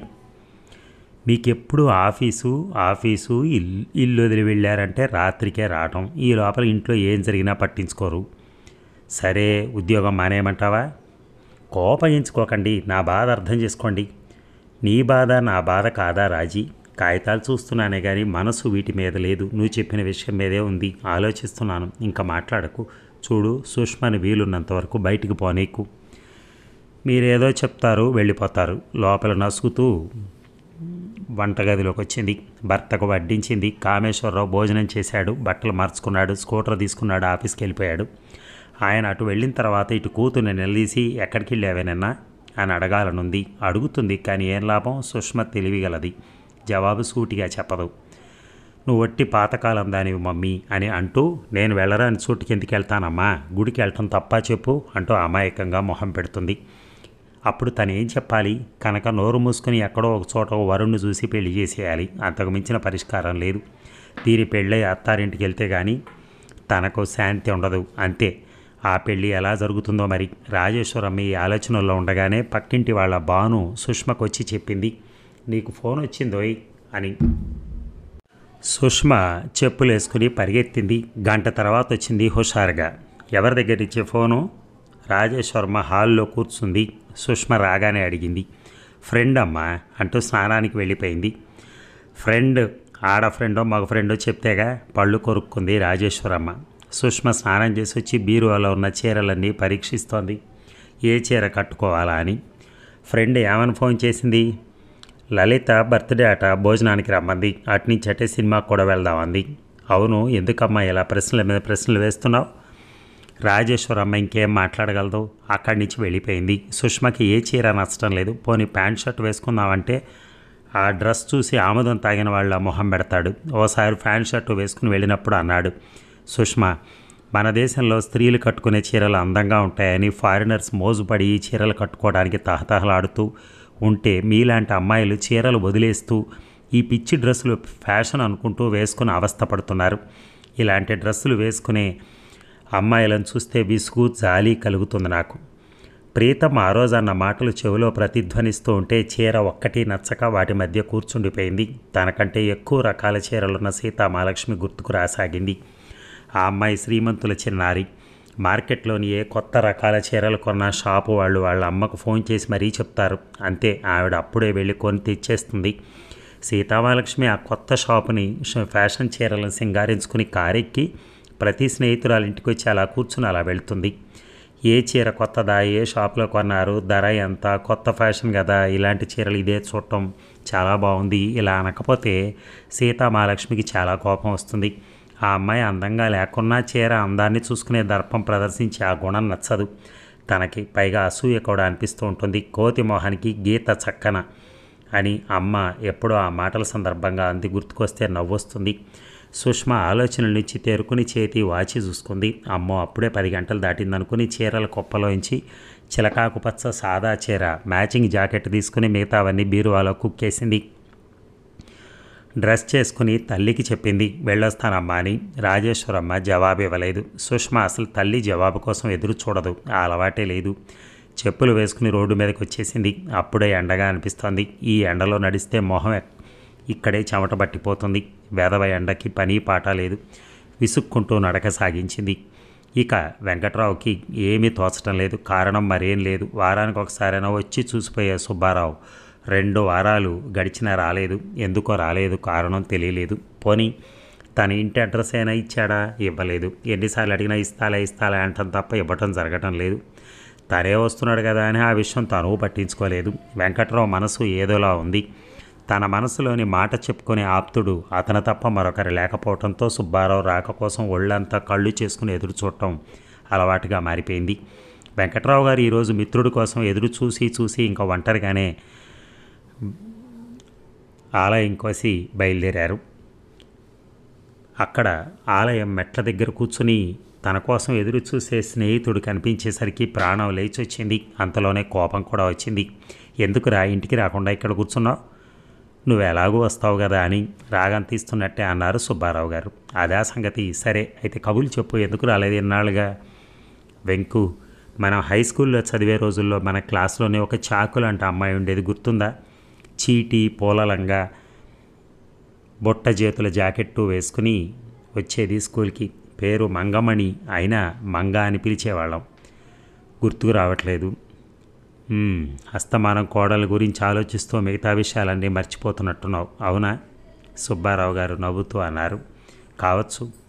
ఇప్పటి సమాజంలో రాజకీయ బాధితులు, రుణ బాధితులు, రణబాధితులు ఉన్నట్టే అత్తా బాధితులైన కోడళ్ళు, కోడళ్ల బాధితులైన మామలు ఉన్నారన్నమాట. అక్షరాల నిజం. ఈ సమస్యకు పరిష్కారాలు లేవు, కానీ నేను చెప్పేది వింటావా లేదా? చెప్పు చెప్పు. అలా చాకుల హుషారుగా ఉండే ఆ మంగ హఠాత్తుగా ఒక సినిమా క్యూలో కనిపించి నన్ను గుర్తుపట్టింది. ఆనాటి మంగ ఈనాడు ఎలా ఉందంటే లావుగా పొట్టిగా తలంతా నెరిసి ముసలమ్మలా ఉంది. నన్ను పలకరించి నేను గుర్తించనందుకు వెక్కిరించి మన చిన్నతనం నాటి రోజులు కబుర్లలో గిర్రని తిప్పేసింది. తర్వాత తన మొగుడు కలెక్టర్ అంది. నిజం అనుకున్నాను, కానీ తర్వాత చెప్పింది బిల్ కలెక్టర్ అని. తనకు 3 ఆడపిల్లలని, పెళ్లికి ఎదిగొన్నారని, ఎవరన్నా పెళ్లి కొడుకులుంటే చెప్పమని, రేపటి నుంచి మంగ కూతుళ్లకు వరులను వెతికే పనిలో మునిగిపోతాను. ఏంటి, ఇంటి అడ్రస్ ఇచ్చిందా? ఇచ్చింది. పిల్లల్ని చూశాను. అందగత్తెలు కాదు కానీ అణుకువగా కనిపించారు. కొంతవరకు చదువుకున్నారు కూడా. బాగుంది. నువ్వు సాంఘిక సేవ అంటూ కొందరికి సాయం చేయటం మంచి విషయమే, కానీ ఆ పనుల్లో ఉండి నా దగ్గరికి రావటం మానకు. సుబ్బారావు గారు పెద్దగా నవ్వారు. వెంకు, రోజు ఈ దేవాలయానికి వస్తావు కదా, ఈ దేవుణ్ణి ఏం కావాలని కోరుకుంటున్నావు? నువ్వు వస్తున్నావుగా, నువ్వేం కోరుకుంటున్నావు చెప్పు. ముందు అడిగింది నేను రా వెంకు. అవుననుకో. చూడు, అసలు ఆ దేవుణ్ణి ఏది అడిగినా ఇస్తాను ఇవ్వను అని చెప్తేగా అలాంటి మోగ దేవుణ్ణి నేనేం కోరను. నిజం సుమా. చూడు వెంకు, ఆ దేవుడు తీర్చినా తీర్చకున్నా ఒక కోరిక ఉంది నా మనసులో. అదేమిటంటే, భగవాన్, నీకే కనుక శక్తి ఉంటే నన్ను ఈ జీవితంలోనికి వెనక్కి నడిపించి 10 ఏళ్ల బాబులా బతికేలాగా వరం ఇవ్వు అంటాను. అలా ఇస్తే అప్పటి నుంచి కొత్త జీవితం ప్రారంభించి చేసిన తప్పులు చేయకుండా బ్రతుకు సాగిస్తాను అని అడుగుతాను. వెంకట్రావు గారు పక్కపక్క నవ్వసాగారు. నవ్వుతున్న వెంకట్రావు గారి ముఖంలోకి చూస్తూ, అమ్మయ్య, నిన్ను నవ్వించగలిగాను అన్నారు. వెంకట్రావు గారు నవ్వు ఆపేశారు. ఆపకురా బ్రదర్, నవ్వుతూ బ్రతకాలరా బ్రదర్ అన్నారు. సుబ్బారావు, నువ్వు నీ జీవితంలో ఎన్నో ఎదురు దెబ్బలు తిన్నావు. నిన్ను వదిలి భార్య ఎక్కడికో వెళ్ళిపోయింది. ఒక్కగానొక్క కొడుకు అని అల్లారముద్దుగా పెంచి చదివిస్తే నిన్ను కాదని కిరస్థానీ పిల్లను పెళ్ళాడాడు. అయినా సహించి వాళ్ళని ఇంట్లో ఉంచుకున్న నువ్వు ఎప్పుడు సంతోషంగా ఉన్నట్టుగా ఉంటావు. ఎలా ఉండగలుగుతున్నావురా? నా భార్య ఎక్కడికో పోయింది అని నైస్గా అనకు. ఏడాది బాబును నన్ను వదిలి పాత ప్రియుడితో లేచిపోయింది నవ్వుతూనే అన్నారు. సుబ్బు, నీది పెద్దలు చేసిన పెళ్ళి కదా, అది ఎలా జరిగిందిరా? ఈ విషయం ఎప్పుడో అడగాలని అనుకున్నా, నువ్వు బాధపడతావేమోనని మానేశాను. చెప్పవు? ఇప్పుడు కాదు, మరోసారి తప్పక చెప్తాను. అన్నట్టు నీ కోడలు రాజ్యలక్ష్మి బాగుందా? బాగానే ఉంది. కానీ సుబ్బారావు, నీ కొడుకు కోడలు నిన్ను బాగా చూస్తున్నారా? గొప్పగా చూస్తారు. నాకే బాధ లేదు. అందుకే ఇంత సంతోషంగా ఉండగలుగుతున్నాను. చాలా సంతోషం. చూడు, నీ ఇంటి అడ్రస్ ఇవ్వు, ఒకసారి వస్తాను. అడ్రస్ ఇదిగో ఇస్తున్నాను, కానీ నువ్వు రాకు, నేనే పిలుస్తాను. నువ్వెప్పుడు ఇంతేగా, నీ మాట వినను, వచ్చి తీరతాను. సుబ్బారావు గారు నవ్వేశారు, కానీ ఆ నవ్వు పేలవంగా ఉంది. సుబ్బు, నువ్వు పిలిచినప్పుడే వస్తాను, కానీ ఇంటికి పోదాం పద. ఇద్దరు లేచారు. నేను వెళ్ళొస్తాను. సుబ్బారావు గారు వెళ్ళిపోయారు. వెంకట్రావు గారు మెల్లగా నడిచి ఇంటికొచ్చారు. చెప్పులు వదిలి మంచం మీద కూర్చున్నారు. కోడలు లోపల ఏం చేస్తుందో కానీ చప్పుడు లేదు. దాహంతో నోరు ఎండిపోతోంది. రాజ్యం, కాసేని మంచినీళ్ళు ఇస్తావా పిలిచారు. లోపల నుంచి జవాబు రాలేదు. మరోసారి పిలిచారు. 15 గంట తర్వాత రాజ్యం మంచినీళ్ళు తెచ్చిచ్చింది. వాసు ఇంకా ఇంటికి రాలేదా అమ్మా? లేదు, ఆలస్యం అవుతుందని చెప్పాడా? మీరు గ్లాసు ఎత్తుకుని నీళ్లు తాగండి అనేసి వెళ్ళిపోయింది. తను ఇంకా నీళ్లు తాగనే లేదు. చిన్నప్పటి నుంచి గ్లాసు నోటికి ఖర్చుకొని నీళ్లు తాగటం అలవాటు. అయినా కోడలికి ఇష్టం ఉండదని గ్లాస్ ఎత్తి నీళ్లు తాగటం అలవాటు చేసుకుంటున్నాడు అతను. ఇలా తాగుతూ ఉంటే ఎన్ని నీళ్లు తాగినా దాహం తీరినట్టే ఉండటం లేదు. అయినా సరే అలా అలవాటు చేసుకుని తీరాలి అన్న పట్టుదలతో తను ఇలా అవస్థపడుతూ ఉంటే కోడలు ఎలా అన్నదో. మాట మాటలోనూ ఇది నీ ఇల్లు కాదు అన్న విషయం గుర్తు చేస్తున్నట్టుగా ఉంటుంది. నిజమే, ఇది తన ఇల్లు కాదు, తన భార్య లేదు. ఇది చాలా చిన్న విషయమే, అయినా ఎందుకో అవమానంగా అనిపిస్తోంది. మనసు మోగగా బాధపడుతోంది. బాధపడకూడదు అనుకోవటమే మిగులుతుంది. పార్వతి బ్రతికి ఉండి తను పోయినా బాగుండేదేమో. పార్వతి తను కలిసి గడిపిన జీవితం కళ్ళ ముందు కదలాడసాగింది. పార్వతి ఉదయం 5 గంటలకే లేచేది. అన్ని పనులు చకచకా చేసుకునేది. 9 గంటలు కాగానే వంట అయిందండి అని వంటగదిలోంచి కేక పెట్టేది. కలిగినంతలో కమ్మగా వండి కొసరి కొసరి వడ్డించేది. నవ్వుతూ వెంట వెంట నడిచేది. ఆ నవ్వు ఎంత బాగుండేది. ఏ నెల లోటు బడ్జెట్ అయినా సంతోషంగానే రోజులు గడిచేవి. సంసారంలోకి ఏ చిన్న వస్తువు కొనాలన్నా పంచవర్ష ప్రణాళిక తయారు చేసినట్టు చేసేది. పొదుపు చాలా అవసరం అండి అంది ఒకసారి. ఎందుకండి అని అంటే, ఎందుకో చెప్పనా, నా మొహంలోకి చూస్తూ అంది. చెప్పు విసిగించక. పుట్టబోయే పిల్లల కోసం, తర్వాత వాళ్ళ చదువుల కోసం, ఆ తర్వాత వాళ్ళ పెళ్ళి పేరంటాల కోసం, ఆ తర్వాత ఓ బుల్లి ఇల్లు కట్టుకునే అవసరం కోసం, ఆ తర్వాత ఎవరి మీద ఆధారపడకుండా వృద్ధాప్యంలో మీరు నేను చీకు చింత లేకుండా బ్రతకటం కోసం మనం పొదుపు చేసి తీరాలండి. గుక్క తిప్పుకోకుండా చెప్తున్న పార్వతిని చూస్తే ఎంత ఆనందం కలిగిందా అన్నాడు. ఒకరికెదురుగా ఒకరం కూర్చుని భవిష్యత్తును గురించి ఎన్ని కబుర్లు చెప్పుకునేవాళ్ళం. సంసారంలోని ఎంత చిన్న వస్తువు కొన్నా ఇద్దరికీ ఎంత ఆనందంగా ఉండేది. ఆ రోజుల్లోనే జీవితం అంతా గడుస్తుందన్న నమ్మకం, ఆ నమ్మకమే ఎంతో బలమిచ్చేది ఆనాడు. పార్వతికి నెల తప్పిందని తెలిసినప్పుడు, మొదటి కానుపని భయపడుతున్నప్పుడు, నీకేం భయం లేదు, నీ ప్రాణానికి నా ప్రాణం అడ్డం వేసైనా బ్రతికించుకుంటాను అని నేను అన్నప్పుడు పార్వతి కళ్ళల్లో ఎంత వెలుగు, ఆమె ముఖంలో ఎంత ఆనందం, ఆ కళ్ళల్లో ఎన్ని ఆనంద బాష్పాలు. నెలలు నిండి ఇంట్లో భారంగా తిరుగాడుతున్న పార్వతిని చూస్తే లోపల ఎంత భయం. భగవాన్, నా పార్వతిని కాపాడు అని నేను ప్రతిరోజు చేసే ప్రార్థన విని దయ తలచినట్టే తేలికగా కానుపు జరిగి, మొదటి కానుపులోనే బాబు పుట్టినప్పుడు తండ్రినయ్యాను అని ఆనందం మాటల్లో చెప్పగలిగిందా? బాబుకి వాసుదేవరావు అని నాన్న పేరు పెట్టుకుని గర్వపడిపోయినప్పుడు, వాసు బోసి బోసి నవ్వులతో నవ్వుల పువ్వులు వెదజల్లినప్పుడు, తప్పటడుగులు వేస్తూ నడక నేర్చుకుంటున్నప్పుడు, అల్లరి చేస్తూ పార్వతిని విసిగిస్తున్నప్పుడు, వాడిని ముద్దుగా మందలిస్తున్నప్పుడు, స్కూల్లో చేరినప్పుడు, వాడు ఒక్కో క్లాస్ పాస్ అవుతూ ఉన్నప్పుడు పార్వతి మాతృగర్వంతో ఎంత మురిసిపోయేది. వాసుని రాజాలా పెంచే ప్రయత్నంలో ఎంత శ్రమించేది. ఏమండి, మనకు ఈ వాసు ఒక్కడు చాలండి, వీడిని బాగా చదివించి కలెక్టర్ చేయిద్దామండి. కలెక్టర్ ఉద్యోగం అంటే నాకెందుకో చాలా ఇష్టం అండి. సామాన్యుల ఇంట పుట్టిన కారణంగా కలెక్టర్ మొగుడిని ఎలాగో చేసుకోలేకపోయాను. కొడుకునన్నా కలెక్టర్ చేయాలని నా కోరికండి. వాడిని కలెక్టర్ని చేస్తే ఆ తర్వాత వాడిని చూసుకుంటూ మనం ఎంతో ఆనందం పొందొచ్చండి అనే పార్వతి కోరిక కాదనలేక, ఇంకా పిల్లలు కలగకుండా ఆపరేషన్ చేయించుకుని, అమ్మయ్య నా మాట మన్నించిన మీరు ఎంత మంచివారండి అంటూ గట్టిగా కౌగిలించుకుని నా గుండెల్లో తలదాచుకున్న పార్వతి. వాసు హై స్కూల్ చదివి పూర్తి చేసి మంచి మార్కులతో 10వ తరగతి పాస్ అయినప్పుడు ఒకవైపు సంతోషం, మరోవైపు భయం. కాలేజీలో చేర్పించాలి. కాలేజీ ఉన్న ఊళ్ళో లేదు కనుక దగ్గరలో ఉన్న బస్తీకి పంపాలి. ఒంటరిగా ఉంచాలి. హోటల్ భోజనం, కొత్త స్నేహితులు, వీడెలా మారిపోతాడో, నెల నెల జీతాలు, పుస్తకాలకు డబ్బు పంపడం అంటే మాటల అయినా తప్పదు అని పార్వతి చేతికున్న బంగారు గాజులు అమ్మి కాలేజీలో చేర్పించడం, వాసు స్నేహితుల ప్రభావానికి లోనై క్లుప్తంగా ఖర్చు చేసుకోవటం మరిచి అస్తమానం డబ్బు డబ్బు అని ఉత్తరాలు ఉరికిస్తూ ఉంటే తమరిద్దరూ ఎంత నలిగిపోయేవారు. కొడుకు రాసినంత డబ్బు పంపకుండా ఉండలేక పొదుపు కోసం తను సిగరెట్లు మానేస్తే పార్వతి పని మనిషిని మానిపించింది. సంవత్సరానికి 3 జతల పంచెలు తను సర్దుకుంటే పార్వతి 2 చీరలు చాలనేది. బడిపంతులు ఉద్యోగనైన తను పైన సంపాదించే అవకాశం ఏముంటుంది? తమ చుట్టూ ఉన్న రంగురంగుల ప్రపంచం చూస్తూ కూడా అలాంటి సుఖాలు కానీ సౌకర్యాలు కానీ కావాలని అనుకోలేదు. లేవే అని బాధపడనూ లేదు. అలాంటి జీవిత సహచరికి అనారోగ్యం ప్రారంభమై అది క్రమంగా పెరిగి ఏ డాక్టర్కి లొంగని రోగం క్యాన్సర్గా మారినప్పుడు ఆ ఆవేదన భరించలేక ముక్కోటి దేవుళ్లకు తను మొక్కుకున్నాడు. నాకేం అక్కర్లేదు ప్రభు, నా ప్రాణంలో ప్రాణమైన పార్వతిని రక్షించు దేవుడా, పార్వతిని నువ్వే కాపాడాలి. ముక్కోటి దేవతలందరికీ మొక్కుకున్నా ఒక్క దేవుడు కరుణించలేదు. పార్వతి అవసాన దశలో దగ్గరికి పిలిచి మరీ చెప్పింది, వాసు అమాయకుడు, వాడిని వదిలి మీరు దూరంగా ఉండకండి అంటూనే కన్ను మూసింది. అంతే, తన జీవితంలో గాఢ అంధకారం అలుముకుంది. అప్పటినుంచే ఒంటరితనం ప్రారంభమైంది. పెళ్ళై కాపురానికి వచ్చిన దగ్గర నుంచి మనసులో మనసై తోడు నీడలా వెన్నంటి ఉండే పార్వతి, నన్ను వదిలి ఒక్క క్షణం కూడా ఉండలేని పార్వతి నన్ను ఏకాకించేసి ఎలా వెళ్ళగలిగిందో ఈనాటికి అర్థం అవ్వట్లేదు.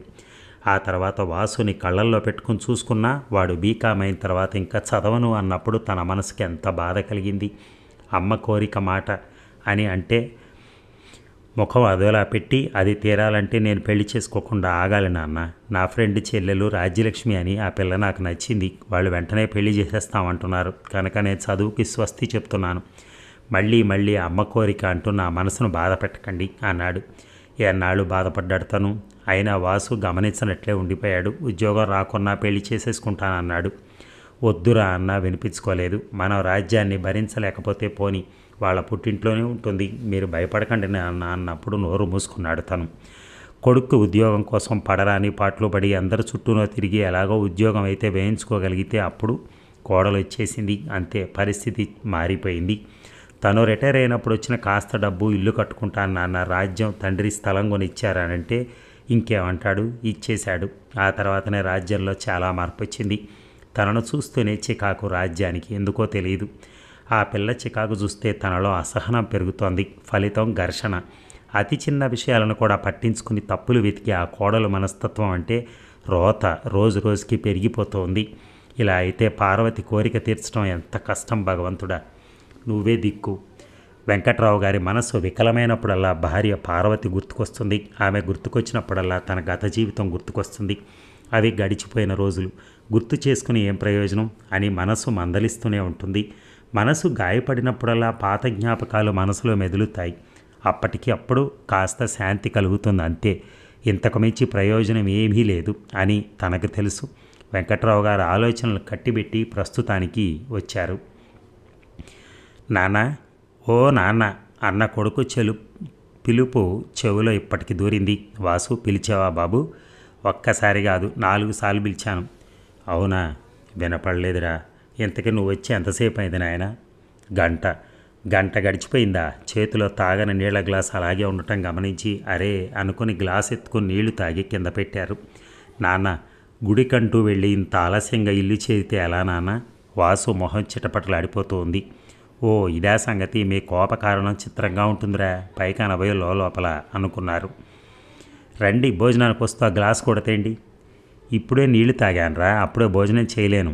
ఇప్పటికీ 9 కావస్తుంది. మీరు ఎప్పుడు తింటారు? ఆ తర్వాత రాజ్యం నేను ఎప్పుడు తినం? అసలే రాజ్యానికి నిద్ర వస్తుందని అంటోంది. నిద్ర వచ్చినప్పుడు పోకుంటే ఇంకా రాత్రి తెల్లవారులు నిద్ర పట్టక అవస్థపడుతుంది.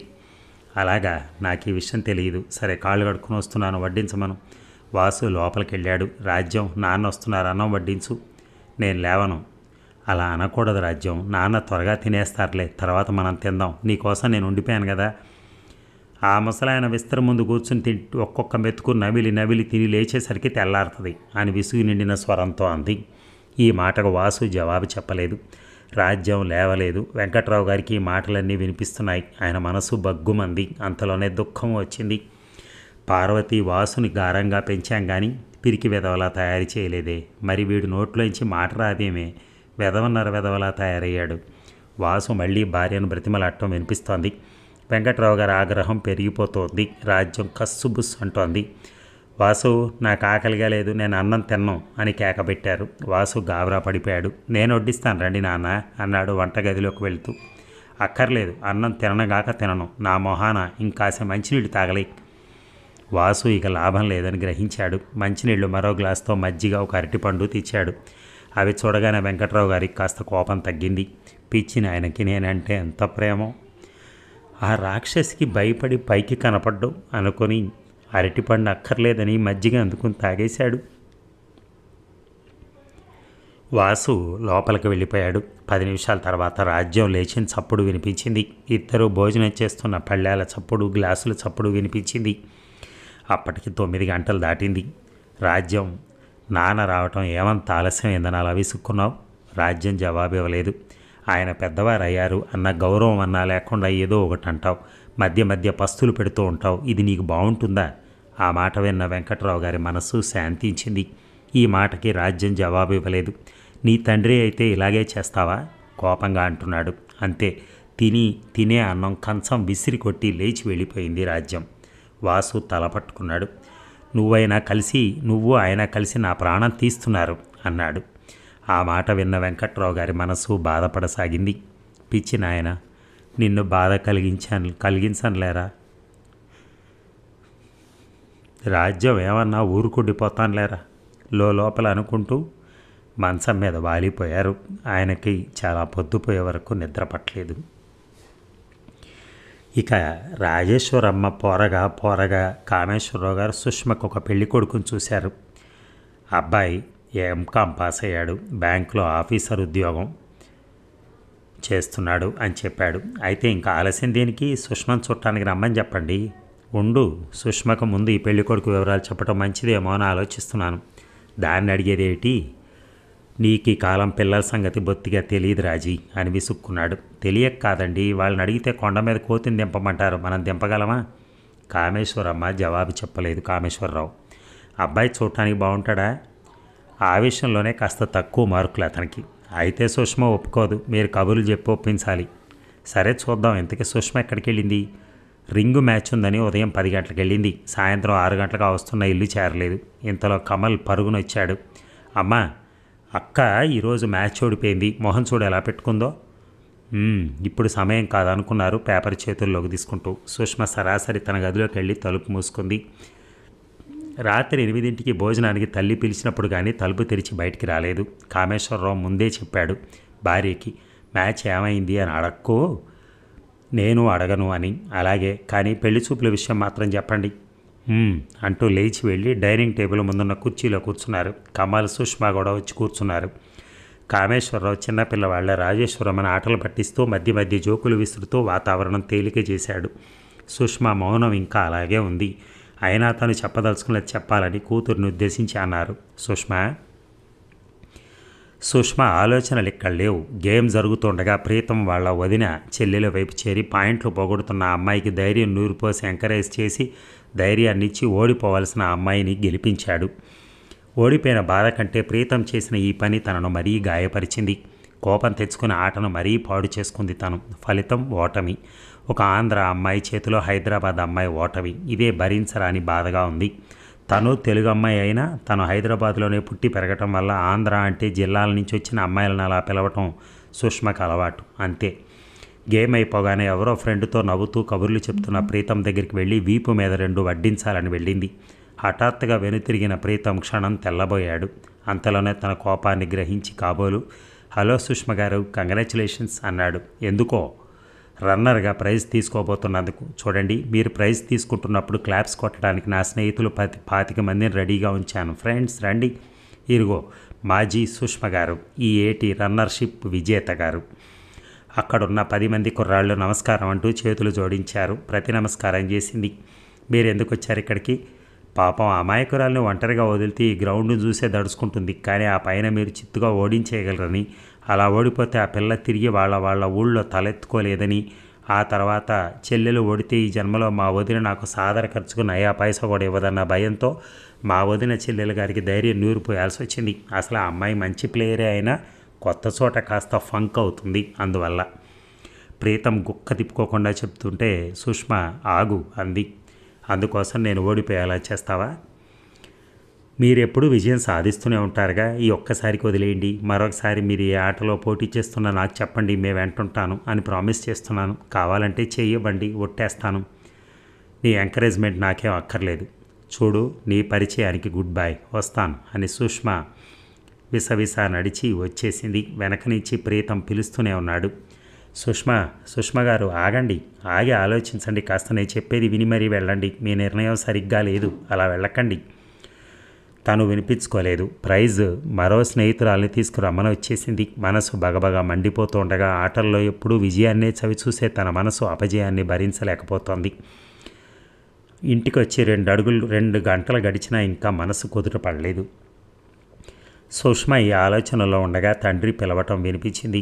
ఆలోచనలు కట్టిపెట్టి అడిగింది, పిలిచారా డాడీ? అవునమ్మా పిలిచాను. అవును, ఎందుకలా పరధ్యానంగా ఉన్నావు?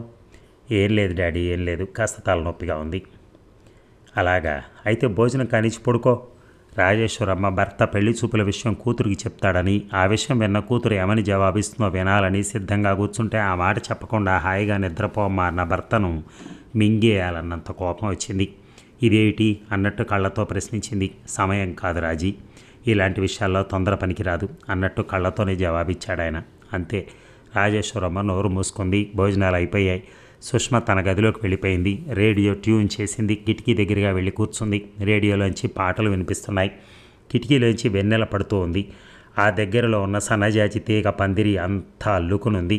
పచ్చని తీగలో అక్కడక్కడ తెల్లగా విచ్చుకున్న పువ్వులు సన్నని పరిమళాన్ని అందిస్తున్నాయి. ప్రకృతి ఎంతో హాయిగా ఉంది, ఎంతో అందంగా ఉంది.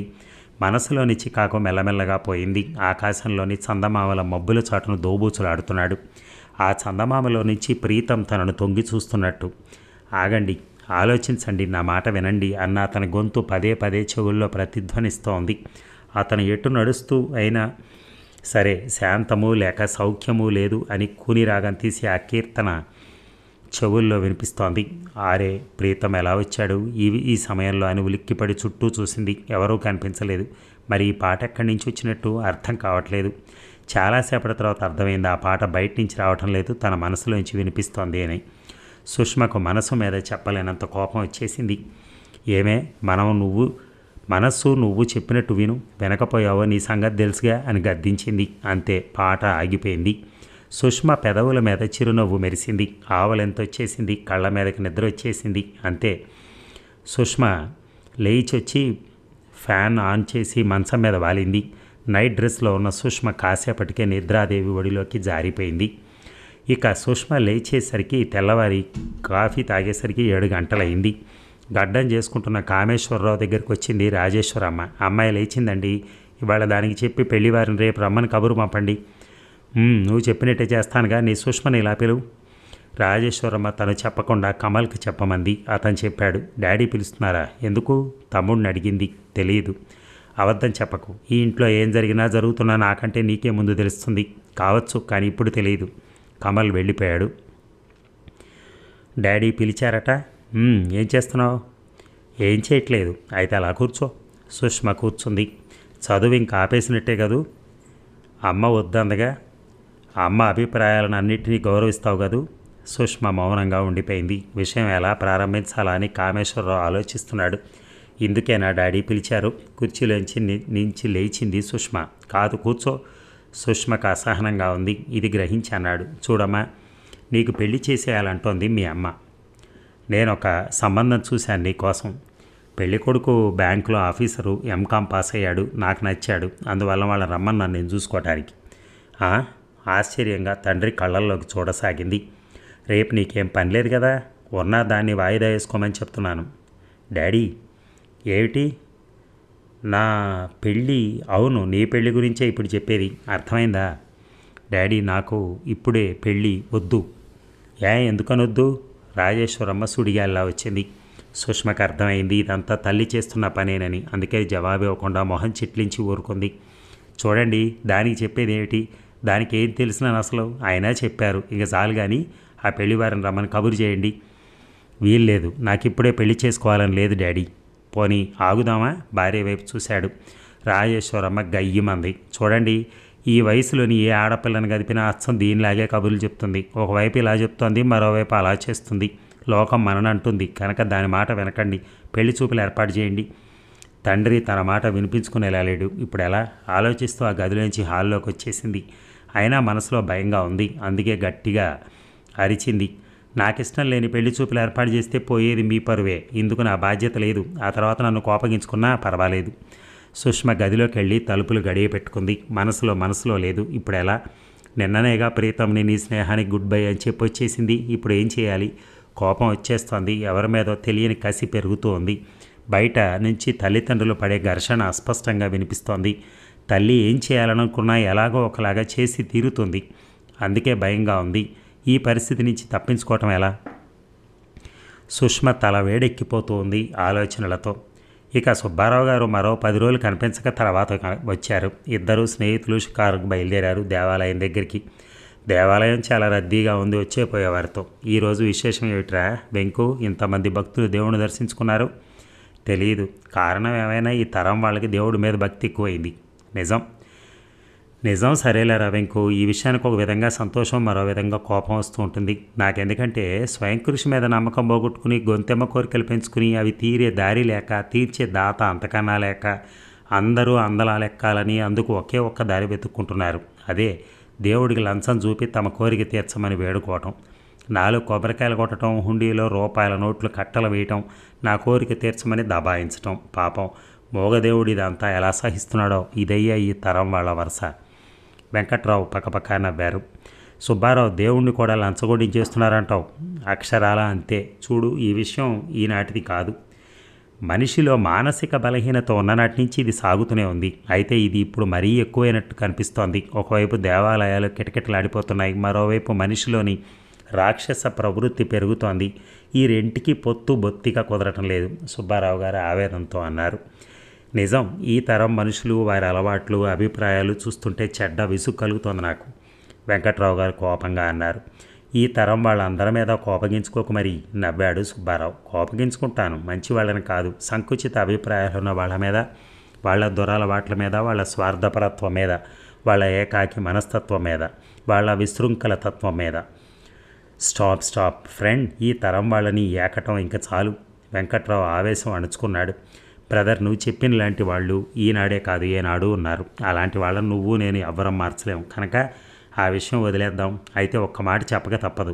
మనము దేవాలయాలకు వస్తున్నాం, భగవంతుడిని నమ్ముతున్నాం. జీవితంలో బాధ్యతలు మోస్తూ శక్తికి మించిన పరిస్థితులు ఎదురైతే ఆ మోగదేవుడు ముందు మన బాధలను వెళ్ళబోసుకుంటాం. శాంతిపడి ఇంకాస్త శక్తిని తెచ్చుకుని పరిస్థితులతో పోరాడి ఆ కష్టాలను దాటుతాం. అంతేగాని ఈ కాలం వాళ్ళలాగా బాధ్యతలని, స్వయంకృషిని విస్మరించి దేవుడే అన్నీ ఇచ్చేస్తాడన్న ఆశపడం. అవునంటావా వెంకు? అక్షరాల అవును అంటాను. వెంకట్రావు గారు పూర్తిగా శాంతపడిపోయారు. నా ఉపన్యాసం ఎలా ఉంది? ఒక్కసారన్నా తప్పట్లు కొట్టలేదు నువ్వు? వెంకట్రావు గారు నవ్వేశారు. నవ్వరా బ్రదర్, అలా నువ్వెప్పుడు నవ్వుతూ ఉంటే నాకెంతో బాగుంటుంది. వెంకట్రావు గారు నవ్వటం ఆపారు. సుబ్బారావు, పార్వతి పోయిన తర్వాత నవ్వటమే మరిచిన నన్ను నువ్వు మళ్ళీ వచ్చి నవ్విస్తున్నావు. సుబ్బారావు గారి స్నేహితుడు భుజం చుట్టూ చేయి వేసి దగ్గరికి లాక్కున్నారు. ఆయన సుబ్బారావు గారిని హత్తుకుని అలాగే ఉండిపోయి తర్వాత అన్నారు. సుబ్బు, ఇంత మంచి మనసును నిన్ను వదిలి నీ భార్య ఎలా వెళ్ళగలిగిందిరా? అడగకూడదనుకుంటూనే అడిగేశాడు. నవ్వుతున్న సుబ్బారావు గారి ముఖంలో విషాద ఛాయలు అలుముకున్నాయి. నీకు బాధ కలిగించే ప్రశ్న వేశానా? లేదు, జరిగిపోయిన ఆ గాథ నీకు చెప్పాలనే ఉంది. నీకు చెప్పి హృదయ భారాన్ని తగ్గించుకోవాలనే ఉంది. ఇప్పుడు చెప్పగలవా? వెంకు, చెప్తాను విను. మనం హై స్కూల్ చదువు తర్వాత విడిపోయాం కదా. నీలా ఇంకా చదువు సాగించలేకపోయానా? పిల్లనిచ్చి ఓ చిన్న ఉద్యోగం ఇప్పిస్తా అన్న ఆశ చూపి లలితను నాకిచ్చి పెళ్లి చేశారు మా మామగారు. ఆయన అన్న ప్రకారం చేశారు. కూతుర్ని ఇచ్చారు, ఉద్యోగాన్ని ఇప్పించారు. లలిత అందమైందే కాక అహంకారి కూడా. మొదటి రాత్రి మామూలుగానే గడిచిపోయింది. లలిత అంటే చెప్పలేనంత ఇష్టం ఏర్పడింది నాకు. జీతం తక్కువే అయినా మా ఇద్దరికి తిండికి బట్టకి సరిపోయేది డబ్బు. ఇది నాకు తృప్తి కలిగించేది. నాది క్యాంపుల ఉద్యోగం కదా. నెలకి 20 రోజులు క్యాంపులోనే ఉండేవాడిని. ఇందుకు నాకు బాధగా అనిపించేది. లలితను వదిలి వెళ్ళవలసి వస్తుందని. కొత్తలో లలిత కూడా బాధపడింది. కానీ తర్వాత లలితలో ఏదో మార్పు కనిపించసాగింది. బహుశా నేను లేకుండా ఒంటరిగా ఉండటం అలవాటై ఉంటుంది అనుకుని సరిపుచ్చుకునేవాడిని. నేను క్యాంపుకు వెళ్ళేటప్పుడు హుషారుగా సాగనంపే లలిత నేను వచ్చినప్పుడు సంతోషంగా ఉండేది కాదు. ఈ విషయం నేను గుర్తించేసరికి చాలా ఆలస్యం అయింది. అదేనా మా పొరుగునున్న ప్రసాదరావు తనకు తాను నాతో పరిచయం పెంచుకుని మాట్లాడుతూ ఉండేవాడు. ప్రసాదరావు చాలా మర్యాదైన మనిషి, స్నేహపాత్రుడు. అతని భార్య గౌరీ కూడా అంతే. ఒకసారి నాతో ప్రసాదరావు అన్నాడు, అన్నగారు మీరు ఈ క్యాంపులకు ఉద్యోగం మార్చుకోకూడదు అని. నాకు ఇష్టం లేదు, మరో గతి లేక చేస్తున్నాను. ఇంతకీ ఎందుకలా అన్నావు? ఏం లేదు, లలిత గారు ఒంటరిగా ఉండాల్సి వస్తుందని. నేను నవ్వేశాను. ప్రసాదరావు నాతో ఏదో చెప్పాలని మళ్ళీ ఎందుకో ఆగాడు. చెప్పండి, మరేం పర్వాలేదు. ఏం చెప్పాలనుకుంటున్నారు? ఏం లేదు అన్నగారు, ఏం లేదు. ఆ తర్వాత ఆ విషయం మర్చిపోయాను. మళ్ళీ మామూలే. నా ఉద్యోగం, క్యాంపు నుంచి ఏదో ఒకటి లలిత కోసం తేవటం అలవాటు. ఈసారి నా ఖర్చు ఎంతో తగ్గించుకుని కాశ్మీర్ సిల్క్ చీర తీసుకొచ్చాను. బాగుందా లలిత? బాగానే ఉందిలేండి. చూడు, ఈ చీర కట్టుకో, ఇవాళ సినిమాకి వెళ్దాం.